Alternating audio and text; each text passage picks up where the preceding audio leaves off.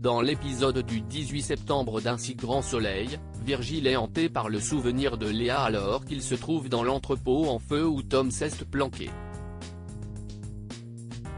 Entendant le jeune homme l'appeler à l'aide, Virgile sort de sa torpeur et tue Yanis d'une balle dans la poitrine avant d'aller porter secours à l'ado. Le lendemain, Tom est évidemment toujours sous le choc et Virgile lui explique qu'il vaut mieux qu'il aille chez sa sœur. En effet, la police va découvrir le corps de Yanis et Tom et Virgile ne doivent pas être aperçus ensemble. Peu après en effet, la police examine le cadavre du dealer. Hugo détermine que la mort de Yanis et l'incendie ont eu lieu plus ou moins au même moment, et tout indique que c'est Yanis qui a déclenché le feu avant de se faire tuer. Au vu des affaires en cours, Becker fait le rapprochement entre la mort de Yanis et celle de Stan et se doute que tout est lié. De son côté, Alix fait part de son stress à Hélène. Elle voit que Virgile est très préoccupé et s'inquiète pour le mariage, mais son ami lui assure que tout se passera bien. Pendant ce temps, Virgile amène Tom chez Emma et lui dit de prendre soin de lui. La jeune femme est ravie de retrouver son petit frère mais culpabilise de l'avoir laissé tomber.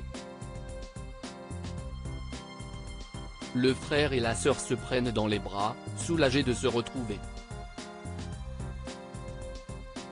Virgile n'a quant à lui pas le temps de souffler puisque Manu vient chercher des réponses après la mort de Yanis. Il est certain que son ami l'a tué pour protéger Tom, mais Virgile continue de mentir. Virgile va-t-il se faire coincer? Plus tard, Virgile utilise le téléphone de Yanis qu'il a volé pour contacter l'homme qui lui donnait des ordres.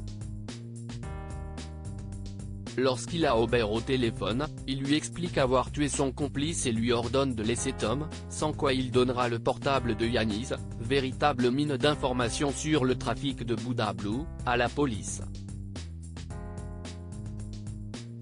Ailleurs à Montpellier, Karine est très stressée car elle a un entretien d'embauche chez Elle Cosmétiques.